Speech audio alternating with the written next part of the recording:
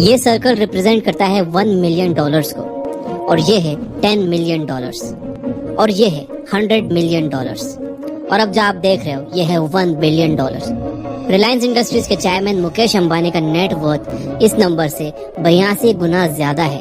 और वेल, आप यहाँ हो जो कि जॉब कर रहे हो, और ये जॉब आपको अपनी डिग्री खत्म करने के बाद मिली है। आपके पास अपने बैंक अकाउंट में ज्यादा पैसे नहीं है और दुनिया भर के खर्चे हैं। आपको लगता है कि आप अंडरपेड हो, आपकी सैलरी कम है, आपको अपने घर का लोन भरना है, क्रेडिट कार्ड की EMI भरनी है, और समझ में नहीं आ रहा है कि लाइफ कहाँ जा रही है। मे बी आप एक स्टूडेंट हो जो सपने देखता रहता है कि कोई अच्छी डिग्री कर लूंगा जिसके बाद एक अच्छी जॉब लग जाएगी, जिससे अच्छे पैसे आने लगेंगे और फिर लाइफ सेट हो जाएगी। मे बी आपके पास सेविंग्स के अलावा एक हेवी स्टूडेंट लोन की तलवार सर पर लटकी है। अमीर बनना मानो एक सपने जैसा दिखाई पड़ता हो।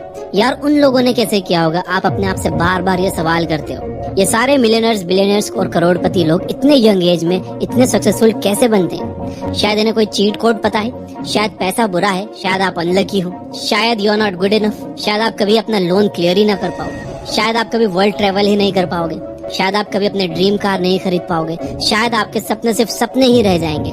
ये सब के बाद आपको रियलाइज होता है कि ये सब कुछ एक गेम है, एक गेम जिसमें आप जितनी भी मेहनत कर लो आप सिर्फ हारते ही जा रहे हो, क्योंकि आपने एक हारती हुई टीम चूज की है।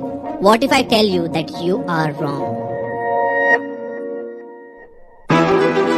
What if I tell you कि सच में वेल्दी बनना, ज्यादा पैसे कमाना और अमीर बनना उतना मुश्किल नहीं है जितना आप समझ रहे हैं?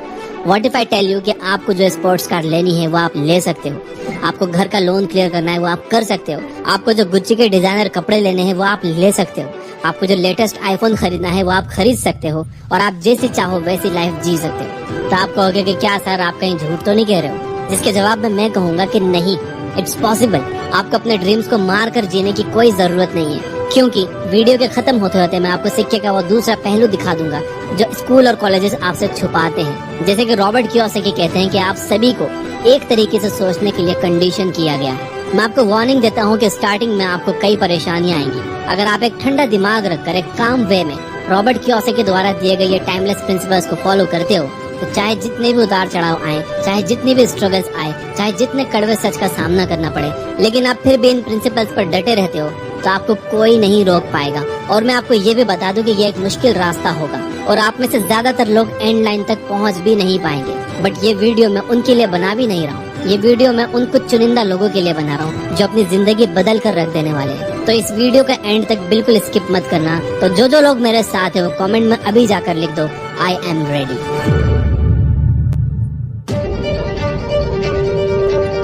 1923 में शिकागो की एजवाटर बीच की होटल में एक ग्रुप ऑफ लीडर्स और बहुत बड़े बड़े बिजनेसमैन ने एक मीटिंग की। उनमें से कुछ नाम है: Charles shop, head of largest steel independent company; Samuel incel, president of largest utilities; Howard Hobson, largest gas company के ऑनर, और भी बहुत बड़े बड़े लोग थे। कट टू 25 ईयर्स, 25 साल के बाद मोस्टली ये सारे एलीट लोग बैंक करप्ट पाए गए। मेरे हिसाब से 1929 के मार्केट क्रैश की वजह से वो सारे लोगों ने अपने पैसे गवा दिए। मार्केट में अप्स एंड डाउन्स आएंगे, पर आपके पास जब फाइनेंशियल एजुकेशन होती है तब आप अपनी वेल्थ को ना सिर्फ बचा सकते हो बट उसे साइमल्टेनियसली ग्रो भी करवा सकते हो। एक रिच बास्केटबॉल प्लेयर को टीम से टर्मिनेट कर दिया गया और फिर उसकी spending habits and financial education ना होने की वजह से उसे कार वॉशिंग सेंटर में काम करना पड़ा, जिसके बाद उसे वहाँ से भी निकाल दिया क्योंकि उसने कार साफ करते वक्त अपनी चैंपियनशिप रिंग निकालने से मना कर दिया था। आपने ये नोटिस किया कि कैसे लोग करोड़ों रुपए की लॉटरी जीतते हैं और फिर एक साल बाद फिर से वैसे ही हो जाते हैं जैसे पहले थे। आई एम श्योर आपको केबीसी के करोड़पति सुशील कुमार पता ही होंगे, जिन्होंने करोड़ों रुपए जीते लेकिन कुछ सालों बाद बैंक करप्ट हो गए। अब यहाँ प्रॉब्लम ये है कि लोग पैसों पर ज्यादा फोकस करते हैं, एजुकेशन एंड फाइनेंशियल लिटरेसी पर नहीं। फाइनेंशियल लिटरेसी क्या होता है वो समझने के लिए आपको ये सिर्फ 3 स्टेटमेंट समझने की जरूरत है। Number 1 income statement, number 2 balance sheet और number 3 cash flow. Income statement में बेसिकली 2 चीजें आती हैं, इनकम जो हमें जॉब करने से मिलती है एंड एक्सपेंसेस जो हमारे महीने के खर्चे होते हैं जैसे कि food, rent, bills etcetera. Balance sheet में आते हैं 2 कॉलम, एसेट्स एंड लायबिलिटीज, जो हमारे जेब में पैसे डाले हुए एसेट्स और जो हमारे जेब से पैसे निकाले हुए लायबिलिटी। एसेट्स जैसे कि rental income, franchisee business, shops वगैरह। लायबिलिटीज जैसे कि car servicing charges, house maintenance charges, bills etcetera. और नंबर 3 है कैश फ्लो। कैश फ्लो अलग अलग लोगों के लिए अलग अलग होता है। मैं आपको समझाता हूँ 3 एग्जांपल से। एक गरीब इंसान का कैश फ्लो कैसा होगा। एक गरीब मजदूर जिसकी इनकम कम है, उसके एक्सपेंसेस ज्यादा हैं, तो सबसे पहले इनकम उसके बैलेंस शीट में आती है, जिसके बाद एक्सपेंसेस कॉलम में चले जाती है, जहाँ पे बेसिक सर्वाइवल नेसेसिटीज है जैसे कि खाना, रेंट एक्सेट्रा। गरीब इंसान के पास ना एसेट होती है और ना ही लायबिलिटी, वो बस सर्वाइवल के लिए काम करता है। एंड आई फील कि हमें उन तक ये फाइनेंशियल नॉलेज पहुंचाना चाहिए। फिर आते हैं मिडिल क्लास लोग, जो अमीर बन सकते हैं पर ये एसेट्स खरीदने की जगह लायबिलिटीज खरीद लेते हैं। इन्हें सबसे पहले पैसे आते हैं सैलरी से या फिर सेल्फ एम्प्लॉयमेंट से, और ये पैसे आते ही लायबिलिटीज में चले जाते हैं, जैसे कि कार की ईएमआई, होम लोन की EMI, credit card bills, phone की ईएमआई एक्सेट्रा। और उसके बाद आते हैं फिर घर के खर्चे जैसे कि इलेक्ट्रिसिटी बिल, दूध का बिल एक्सेट्रा। तो उनका भी एसेट कॉलम खाली रहता है, क्योंकि ऑलरेडी खर्चे तो बहुत हैं, लेकिन उन्हें हर महीने लायबिलिटीज भी तो खरीदनी होती है दूसरों को दिखाने के लिए, खासतौर से उन लोगों को दिखाने के लिए जिन्हें वो पसंद नहीं करते हैं। और तीसरे कैटेगरी में आते हैं अमीर लोग। एक अमीर आदमी अपनी एसेट जैसे कि stock, real estate, bonds, patents, businesses etcetera, इनसे ही इतने पैसे जनरेट कर लेता है कि उससे ही वो अपने घर के एक्सपेंसेस जैसे कि इलेक्ट्रिसिटी बिल, फूड वूड को क्लियर कर देता है। और तो और वो अपने एसेट्स के पैसों से ही लायबिलिटीज खरीदता है, एंड जो भी एक्सेस कैश बच जाता है वो फिर उससे एसेट्स खरीद लेता है। एक अमीर इंसान हमेशा ये जानता है कि उसकी इनकम से पहले वो एसेट्स खरीदेगा और फिर उन एसेट्स से होने वाली इनकम से लायबिलिटीज खरीदेगा। The rich invent money. 1876 में जब सर अलेक्जेंडर ग्राहम बेल ने टेलीफोन को पेटेंट कराया, तब उन्हें एक्सट्रीम हाई डिमांड की वजह से बहुत सी प्रॉब्लम्स फेस करनी पड़ रही थी। लोग टेलीफोन डिमांड किए ही जा रहे थे और उनके पास उतने टेलीफोन्स की सप्लाई ही नहीं थी। तो फिर वो विलियम ऑर्टन के पास गए, जो कि उस टाइम सबसे बड़ी कंपनी वेस्टर्न यूनियन के प्रेसिडेंट थे। ग्राहम बेल ने अपना पैटेंट सेल ऑफ करने के लिए उनसे $1,00,000 की मांग की, जिसको विलियम ऑर्टन ने पागल हो गया बोलकर रिजेक्ट कर दिया। जिसके बाद ग्राहम बेल ने AT&T फॉर्म की, जो बाद में $1 मिलियन कंपनी बनी। ये देखकर विलियम ऑर्टन को ये रियलाइज हुआ कि उनसे कितनी बड़ी गलती हो गई है। अगर वो टेलीफोन का पेटेंट खरीद लेते तो क्या ही हो जाता। हमेशा याद रखो, it's not the smart who get ahead but the bold. ज्यादातर लोग अपने पैसों को लेकर बड़ा सिक्योर खेलते हैं, जरा भी रिस्क नहीं लेते, क्योंकि उन्हें लगता है कि अगर वो रिस्क लेंगे तो उनके पैसे डूब जाएंगे। और इस डर को हराने के लिए आपको अपना फाइनेंशियल IQ हाई करना चाहिए, ताकि आप अपनी डेस्क जॉब छोड़ सको और अपने बिजनेस आइडिया से $1 मिलियन कमा सको। आज से 400 साल पहले हम जमीन को एसेट मानते थे, जिसके बाद जितनी ज्यादा जमीन वो उतना ज्यादा अमीर। फिर इंडस्ट्रियलाइजेशन होने की वजह से लोग फैक्ट्रीज और ऑफिसेज को एसेट्स मानने लगे। और आज की मॉडर्न एज की बात की जाए तो हम इंफॉर्मेशन को एसेट मानते हैं। पर यहाँ समझने वाली बात यह है कि information today is infinite and daily नई नई चीजें आती ही जा रही हैं। पहले के जमाने में ये सब पॉसिबल नहीं था, लेकिन आज ChatGPT और AI के जमाने में ये सब पॉसिबल है। तो प्लीज अपना टाइम सीखने में और एग्जीक्यूट करने में लगाओ, क्योंकि आप जितना ज्यादा सीखोगे उतना ज्यादा आप बोल्ड और कॉन्फिडेंट बनते जाओगे। Work to learn, don't work for money.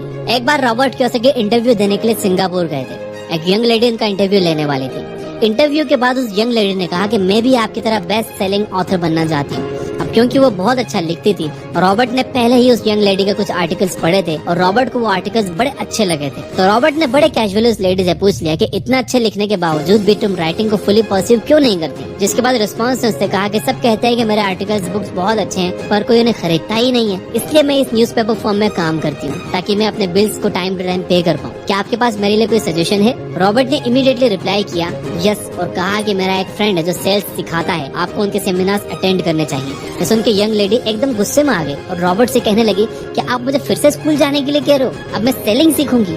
तो रॉबर्ट ने कहा कि सीखने में क्या बुराई है। तो उसने कहा कि मैंने इंग्लिश लिटरेचर में मास्टर्स किया है, आई एम अ प्रोफेशनल, और वैसे भी मुझे सेल्स के लोगों से सख्त नफरत है। ये बात बोल के वो अपना ब्रीफकेस पैक करके जाने लगी। रॉबर्ट ने एक कवर देखा जो वह लेडी लेकर आई थी, जिस पर लिखा था Robert Kiyosaki, best selling author of the book rich dad poor dad. Robert ने उससे कहा कि ये देखो तुमने क्या लिखा, best selling author. I am not the best writer, मेरी राइटिंग स्किल्स भी इतनी अच्छी नहीं है, पर I am a good seller. तुम्हारी राइटिंग भले ही अच्छी हो, बट अगर कोई इसे खरीदेगा ही नहीं तो क्या फायदा, और सेल्स सीखने में क्या बुराई है। ये सुनकर उस यंग लेडी की आंखें खुली की खुली रह गई। रॉबर्ट कहते हैं कि आज हमारे आसपास बहुत स्मार्ट, एजुकेटेड और टैलेंटेड लोग हैं, पर मैं बहुत बुरा फील करता हूँ उनके लिए कि इतने टैलेंटेड होने के बावजूद भी वो इतने कम पैसे कमाते हैं, क्योंकि वो लोग काम करते हैं ताकि पैसा कमा सके, जबकि आपको ऑब्जेक्टिव पैसा कमाना हो तो आप अपनी स्किल्स पर मास्टरी कैसे अचीव कर पाओगे। याद रखना, लोग हाई एंड पे सिर्फ और सिर्फ स्पेशलाइज्ड नॉलेज को करते हैं, एंड स्पेशलाइज्ड नॉलेज कैसे आती है? Through learning and making a lot of mistakes in small niches. Mind your own business. 1974 में मैकडॉनल्ड्स के ऑनर रे क्रॉक को यूनिवर्सिटी ऑफ टेक्सास में इनवाइट किया गया था। वहाँ सारे स्टूडेंट्स जो एमबीए परस्यू कर रहे थे हॉल में पहुंच गए। उन्हीं स्टूडेंट्स में से रॉबर्ट का एक फ्रेंड भी वहाँ हॉल में प्रेजेंट था। रे क्रॉक ने एक बहुत पावरफुल स्पीच दी एंड सब स्टूडेंट्स बहुत मोटिवेट हो गए थे और फिर फाइनली हॉल एडजर्न्ड, यानी कि सब अपने अपने घर जाने लगे। कैजुअली स्टूडेंट्स ने रे क्रॉक को स्पीच के बाद उनके साथ हैंग आउट करने के लिए पूछ लिया। रे क्रॉक वाज वेरी काइंड एंड उन्होंने स्टूडेंट्स के साथ हैंग आउट करने के ऑफर को एक्सेप्ट कर लिया। रे उन स्टूडेंट्स के साथ कैंटीन में गए और वहाँ सब ने हाथ में अपनी बियर की बोतल उठा ली। सब बियर सिप करने लगे। रे ने स्टूडेंट से एक क्वेश्चन पूछा, what do you think what business I am in. Students को लगा कि रे मजाक कर रहे हैं, सब हंसने लगे। रे ने फिर से सेम क्वेश्चन कहा कि आपको क्या लगता है मैं किस धंधे में हूँ। तो एक स्टूडेंट ने कहा कि वो कोई गधा ही होगा जिसे पता ना होगा कि आप बर्गर्स की फ्रेंचाइजी सेल करते हो। रे ने कहा कि मैं बर्गर्स बेचने के धंधे में नहीं हूँ, मैं एक्चुअली रियल एस्टेट के धंधे में हूँ। मेरा फोकस बर्गर्स बेचने पर नहीं है, बल्कि मेरा फोकस अपनी फ्रेंचाइजी देकर top spaces of real estate को एक्वायर करने में है।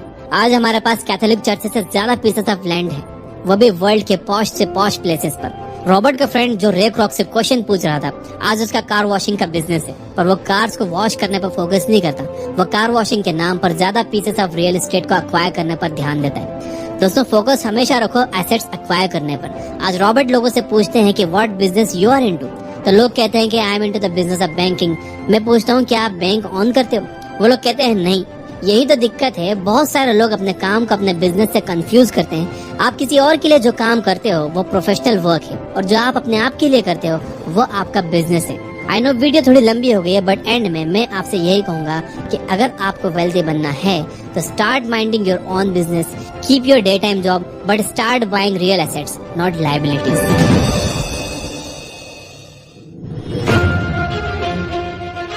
कमेंट में यस आई विल लिखकर अफर्म जरूर करना। याद रखिए कि अफर्मेशन में बहुत ताकत होती है।